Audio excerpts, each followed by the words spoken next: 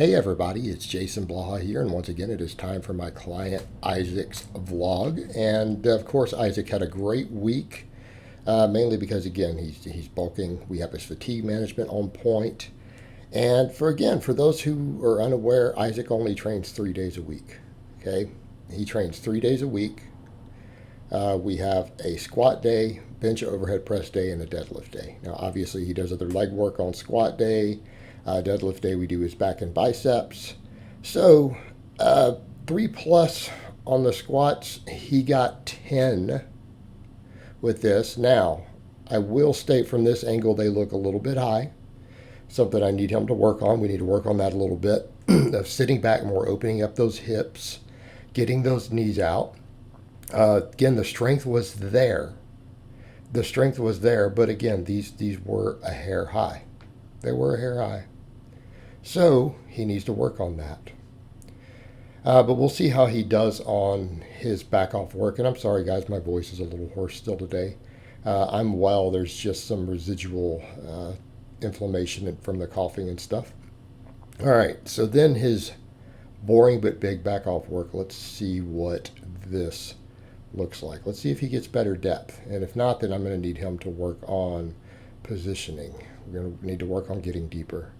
These are a little high also. So his week has been great other than our squats are a little high. So something he is going to have to work on. And I think part of it, he needs to get his toes out a little bit more. Toes are too far forward. It's not letting him get the depth that he wants.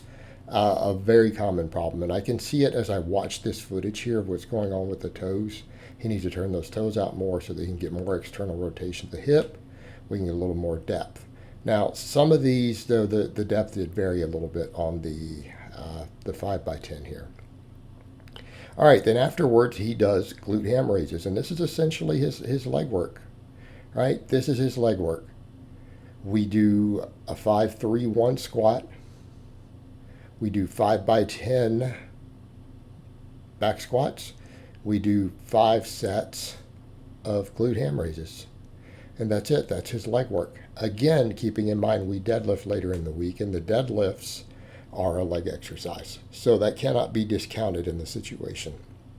But we will, over time, add more volume as he's able to handle it. He comes from a very low volume, very low frequency training background. He built a really enormous base off of very low volume, heavy training, and just doing a little bit of bro pump work afterwards to, bring up things like delts and arms and stuff. And it worked well for him.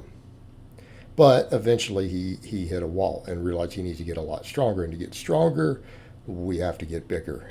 And getting bigger requires volume. But again, it's like I say, you meet your clients where they are. Benching went good. He also got 10 reps. He admitted a couple of them were touch and go. But at least they weren't bouncing. They were quick touches as we went. But again, we're in a good place here. Again, I'm going to need to raise his training maxes, obviously, next block, because everything was high rep. He got 10s on 3 of the big lifts, and he got 8 on the deadlift. Right? He got 8 on the deadlift. But again, this is some phenomenal benching. And in terms of just his strength gains, again, his bench is probably up. So we'll find out, obviously, as we get closer to raising training maxes and doing some heavier work on the 95% weeks over time over the next couple training phases. We'll get a better idea of where his bench is, because some of these reps are getting so high on these lifts because he's progressing quickly. Overhead press, same thing. We came in, he did 90% of his training max, which ends up being 165, by the way. He got 10 reps of 165. Extremely strong delts and triceps on this guy. All right, he's a good overhead presser. You guys have seen him press, 200 plus already. All right, really good overhead presser. Now, again, a lot of these are little touch and go-y. Some of them he didn't quite lock, but towards the end he's locking them. Gets better as he goes, but the fact of the matter is the fact that he got 10 reps at all. Again, press is going up. Muscle mass is going up. His bulk is being very, very successful. Because again, we are gaining body weight.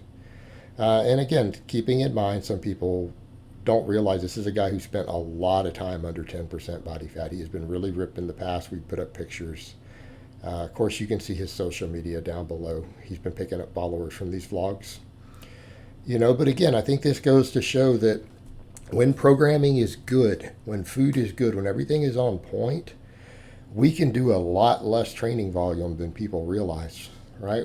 We can do less volume, less frequency than people realize, as long as it's all very carefully planned, and you can get strong and jacked.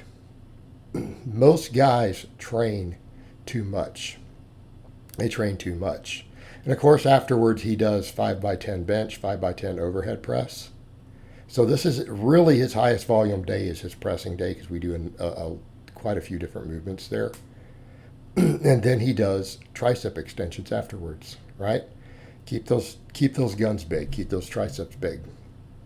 So after we do, again, tricep extensions with dumbbells, full range of motion here.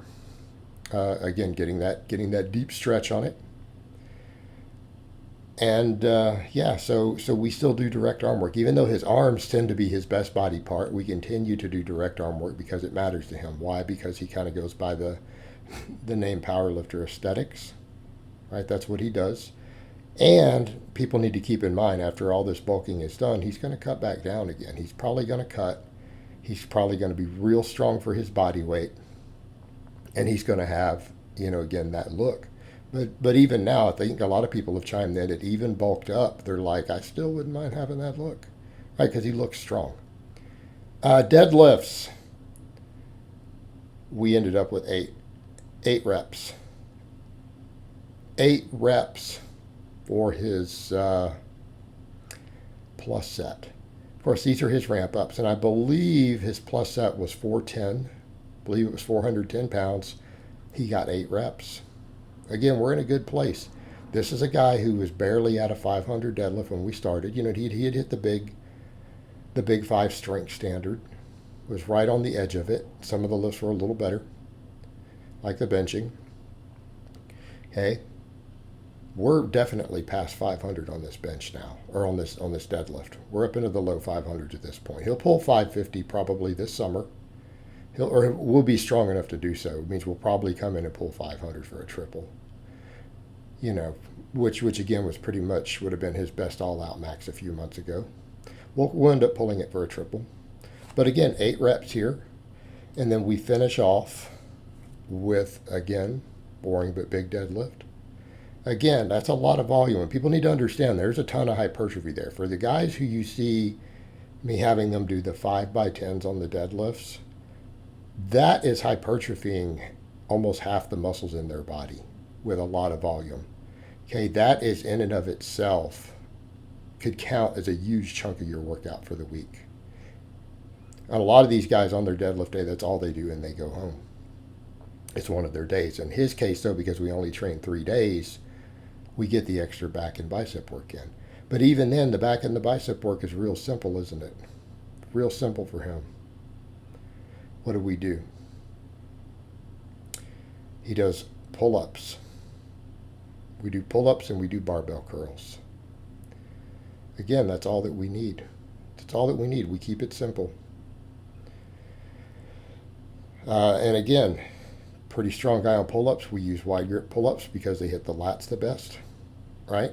And we get a decent amount of rear delt relative to a lot of other vertical pulls. And they're hard. But he can crank them out. He's up into double digits on these. He can get like 12 to 15 of these at this point. So again, we do 5 sets of pull-ups, leaving a little bit in reserve.